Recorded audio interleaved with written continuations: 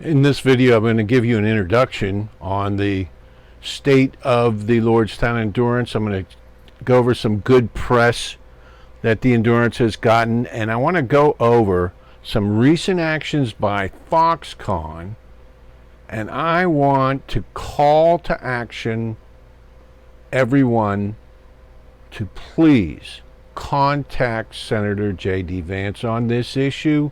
Watch the video to the end, get the contact information. Okay, this is from Top Speed. Why Lordstown's downfall is a breath of relief for all electric truck makers. While Lordstown Motors was in hot water for a while, it seems like the EV truck segment might have lost a stellar pickup truck.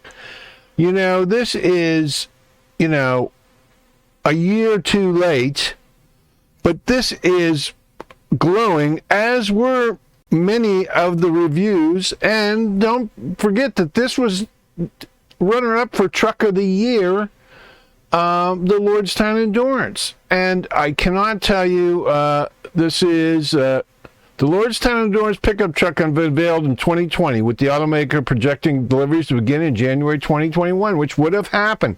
Had this happened, it would have become the first electric pickup truck on the road. Of course, what do we have? We have Hindenburg.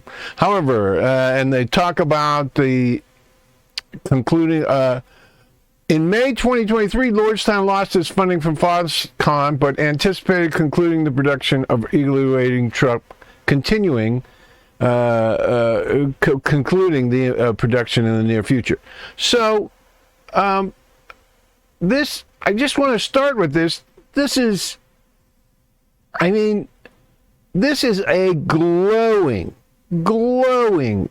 this is probably the most positive piece I've ever read. And the point of this piece is that Ford, GM, Rivian, even Tesla, I'm sure, are all breathing a sigh of relief, because this is really the pickup truck that America's waiting for, that real Americans that drive real trucks are waiting for, okay?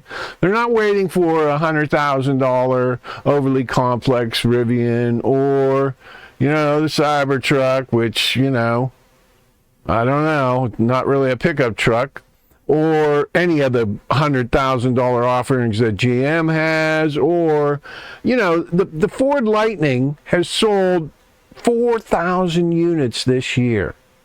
No one's buying it.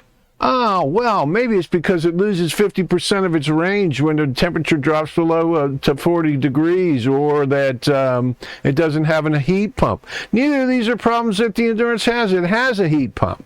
Now, and they're talking here about the torque, the advanced hub motor system. And this is a great article. And again, this is on topspeed.com. I'm going to try to include this URL in this video. Anyway, here's a chart comparing all of the available and future available trucks. And, the Lordstown Endurance, this is not an effort that failed for lack. As a matter of fact, I don't believe this is an effort that failed at all. The Endurance would have compensated range limitations with attractive pricing. Yes, it would have. Okay, is it really happening? Affordable EV? Yes, it would have. And by the way, I've had different range figures than were published. I believe conservative range figures were published. And in any case, the range is tested on a static dynamo. The Endurance gets 30% more regenerative power than a normal vehicle. It switches between power and regen every millisecond on the wheels. I think in real use, the mileage would have been higher. And in any case, the mileage is a math problem. It's to work out the same problem that Tesla worked out with the octo-valve thermal management with a heat pump. But it makes the truck better. And by the way, the range is perfectly acceptable for their target market, which is a fleet truck, and for an individual, I could use one.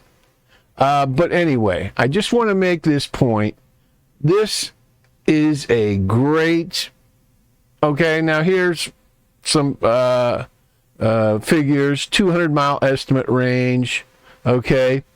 Anyway, the point is, the Lordstown Endurance was a threat, and everyone is breathing a sigh of relief, especially Ford, especially General Motors, you know, with their $100,000 Silverado and so forth. So I just want to reiterate, while Lordstown Motors was in hot for a while, it seems like the EV truck segment might have lost a stellar all-electric pickup truck. Yes, this is so true. The reason Lordstown Motors is where it is today is because, put your tinfoil hat on, it was very important for a lot of people for this venture not to work.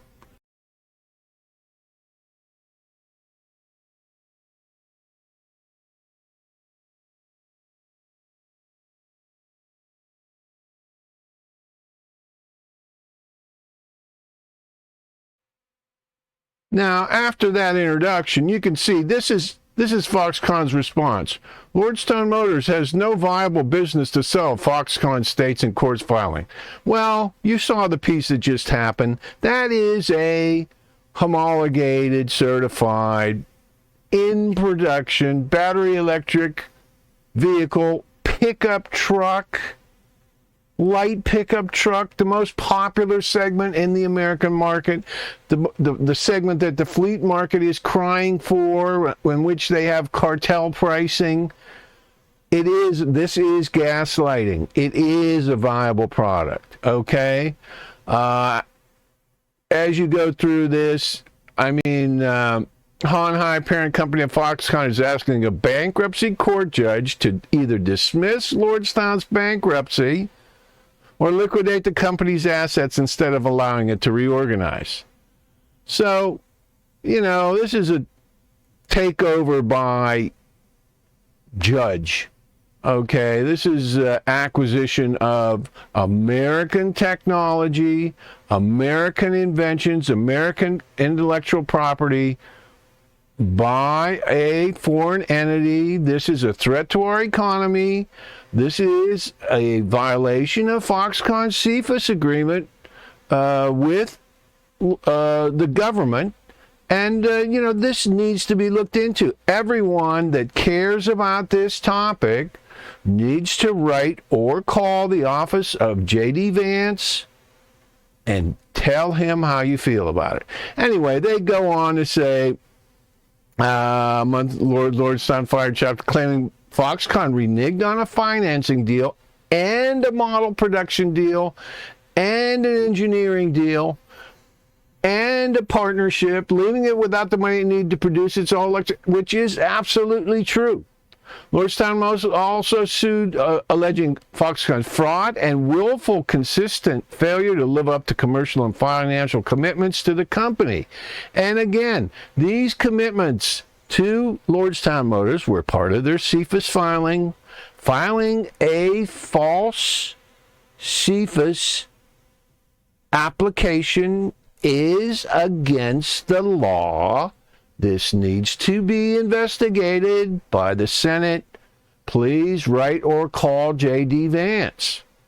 Now, Foxconn alleges Lordstown Motors wanted to file bankruptcy until the eve of a trade secrets trial against a competitor in which it faced a potential judgment of $900 million. This is false. I had a video planned on this. I have heard from an attorney who investigated this case. Part of this involves the entertainment system in the Endurance. There is nothing to this case. Absolutely nothing, less than nothing, according to this attorney. Not my opinion, okay? And faced securities lawsuits alleging fraudulent statements and disclosure of his former founders. Well, you know, this has been going on. This has been hanging over the heads other founders of this company with no result. I would remind you that, there are companies that, the company that gave Lordstown Motors a revolving credit line, the founder of that company was investigated for 6 years by the SEC and then was found innocent.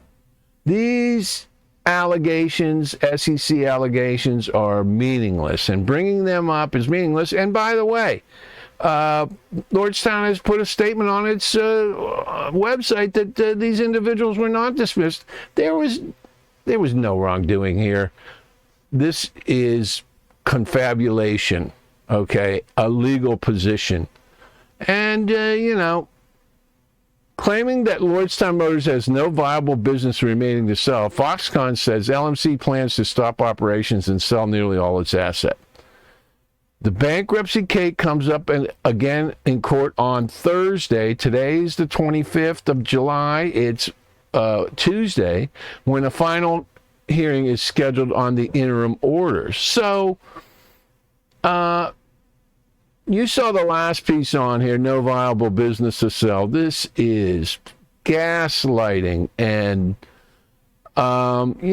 this is something. And again, no viable business remaining to sell. This is a violation of their CFIUS application. This diametrically opposes what their CFIUS application said for this joint venture. It is a clear violation. Anyway, we need to stop this transfer of American technology and American intellectual property to these foreign interests. Joe Biden, what about your IRA Act, America First, chips, electric vehicles? No one is acting on this, and I think it's a national security issue as well. And this is just a local piece here from the Business Journal in the area. Monday the 24th, Foxconn is saying to them, dismiss the Chapter 11 or order a liquidation. So Foxconn does not want to face litigation on this because they know they'll lose. They're filing these motions and so forth, trying desperately to get this, stopped before it goes any further. And if it does get stopped, that is going to be even more cause for the shareholders and local supporters of Lordstown Motors to demand an investigation into this. This really should not stand. And I'll tell you, I'm going to put the contact information for JD Vance in this description. Please contact him. Now, I'm just going to end this with experts. Foxconn has options. Potential for Lordstown expansion hinges on finding viable partnerships. Here's the thing. Their contract manufacturing model, I've done many videos on it. Number one, Lordstown Motors and the skill they provided in the homologation, certification, engineering, and design for battery electric vehicles is key to this functioning and succeeding. Without the expertise from Lordstown Motors, they have no expertise. And it's going to take Foxconn 2 years to build the internal disciplines needed to do these nuts and bolts manufacturing of vehicles and the engineering of battery electric vehicles. They have no options. Foxconn has no options without Lordstown Motors being involved. And, viable partnership, questionable. They say 350,000 vehicles per year. By the way, I've done calculations. The Lordstown plant is easily capable of producing 500,000 battery electric vehicles a year. Okay? So they even got that wrong. Now, the thing is this. there is great potential for this, and great potential for this as a partnership or a joint venture with Lordstown Motors. And the depth, Lordstown Motors developed the first battery electric pickup truck in the country, in the world, okay? They have experience going back and to the beginning in all of this that Foxconn simply does not have. Foxconn has zero experience building, designing, or engineering electric vehicles. Okay? None. Zero. First major contract manufacturing plant in America. I agree. The model's good. The model only works with Lordstown.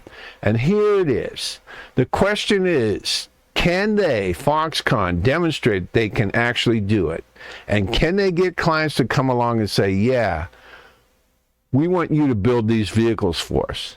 After what Foxconn is doing to its first U.S. contract manufacturing customer, you must realize Lordstown Motors was the first corporate contract manufacturing client of Foxconn. Look how they are treating them. Look what they have done. How can Foxconn be trusted to work with any company? If you were a CEO and you contracted with Foxconn after this, after what's happening here, after what's happened to their first contract manufacturing client, yes, Foxconn built the Lordstown Endurance as a contract manufacturing vehicle. They were contracted to build it by Lordstown Motors. That's their first client. This is what they're doing to them. You're a CEO. You're gonna hire Foxconn to build your vehicle after this. And when things go wrong, the board's going to say, knowing what happened to Lordstown Motors, you went with these guys? Okay? Potentially criminal, in my opinion. I think any CEO has to think long and hard before they get associated with this business venture. And, when someone tells you who they are, as Foxconn has, you got to listen to them.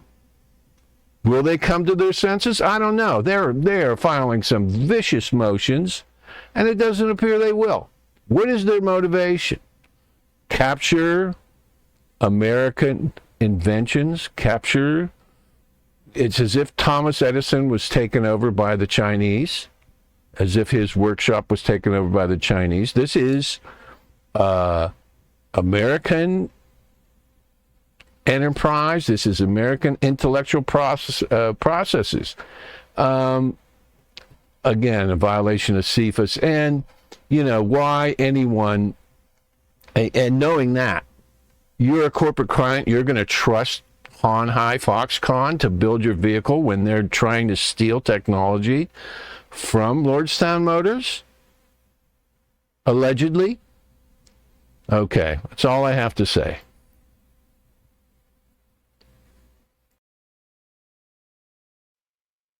Okay, I want to put this in there.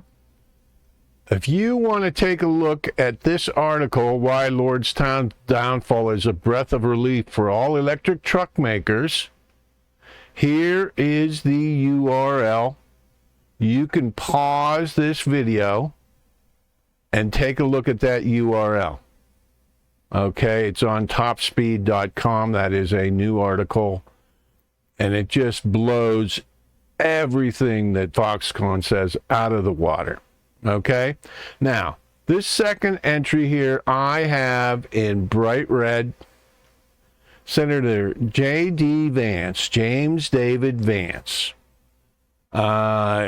He wrote the book Hillbilly Elegy. He is supposedly in support. He grew up in Ohio. And he is in support of, working people. He grew up working class. He talked about how there was a lack of opportunity in Ohio when he was growing up. And now, the people that have lost money due to the actions taken against Lordstown Motors, and I am going to say that Lordstown Motors has done everything they possibly could to protect their shareholders, okay? So I think the fault for this state of affairs lies outside of Lordstown Motors. You can reference my last video on what to say. I encourage you to write to his office, United States Senate, 288 Russell Senate Office Building, Washington, D.C. Address it to James David, JD Vance. His phone number is 202-224-3353. His fax number is 202-224-9075. His email is not available, and he has on his home page, which is listed here, vance.senate.gov, a contact form. Now, he will only respond to people from Ohio that use that contact form. If you are not from Ohio and you use that contact form, your contact will be ignored. And I would say to everyone, phone calls matter, letters matter. Let's not just roll over on our bellies, okay? It's time to demand the government take action on this, okay? And this needs to be investigated. This is ridiculous. This whole state of affairs, that this could get to this point. And it's time for JD Vance to earn his pay. His term is expiring in 2028. I think everyone that is in Ohio should take a good look at what's going on here and how we could possibly use technology and cutting-edge technology to the Chinese, okay? How thousands in any case, tens of thousands of stockholders, many of them Ohio residents, many retirees, have lost their life savings and retirement savings with this turn of events. We need to ask James David Vance, what's he going to do about this? Is he going to investigate Hindenburg? Is he going to investigate BlackRock? Okay? Is he going to look into Foxconn violating their CFIUS application? A clear-cut violation of federal law that goes across many agencies, including the FBI. So I encourage you all to contact JD Vance. And even if you are not a stockholder or affected financially by this issue, I encourage you to contact JD Vance and ask him why he is allowing Taiwanese nationals to try to steal American inventions, key American technology in the cutting-edge battery electric vehicle sector, key intellectual property. He's allowing them to get away with this. He's allowing them to file false, allegedly misleading CFIUS applications, okay?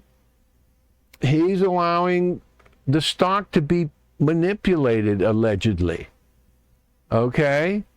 And anyway, I can't encourage you enough.